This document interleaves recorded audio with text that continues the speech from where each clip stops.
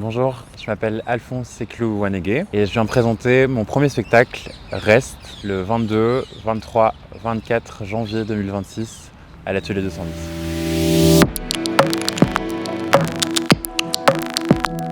Nous sommes ici aujourd'hui au Parc du Cinquantenaire, un lieu qui porte le récit colonial belge. Être ici, c'est reconnaître que la mémoire n'est jamais abstraite. Reste part d'une histoire intime et collective. Mon oncle, Alphonse Kaninba, a été assassiné pendant le génocide des Tutsis en 1994 au Rwanda. Et suite à la perte de son frère, ma mère a décidé de me donner son prénom. Le spectacle est un rituel d'hommage, un espace pour comprendre ce qui reste, ce qui survit, ce qui se transmet malgré les silences, malgré l'histoire coloniale. Reste un dispositif immersif où j'explore avec le son, le mouvement, la matière, les traumas transgénérationnels, la mémoire invisible et ce que nos corps retiennent quand tout le reste se tait. Pendant cette cérémonie, je m'inspire aussi des gachacha, qui sont des tribunaux traditionnels rwandais issus d'un système précolonial de justice populaire qui, après le génocide, ont tenté de recréer du dialogue là où il n'y avait plus que des fractures. Sur scène,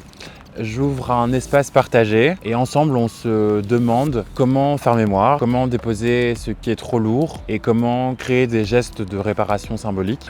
Avec Reste, j'aimerais que les gens repartent avec l'idée que la mémoire est une responsabilité partagée. Pour les rituels, je travaille avec deux matières naturelles, la terre et le marc de café. Et avant chaque cérémonie, je viens nettoyer cette terre en enlevant les résidus, comme pour enlever les excès que l'histoire a laissés. À travers ce geste, je prends soin de la matière.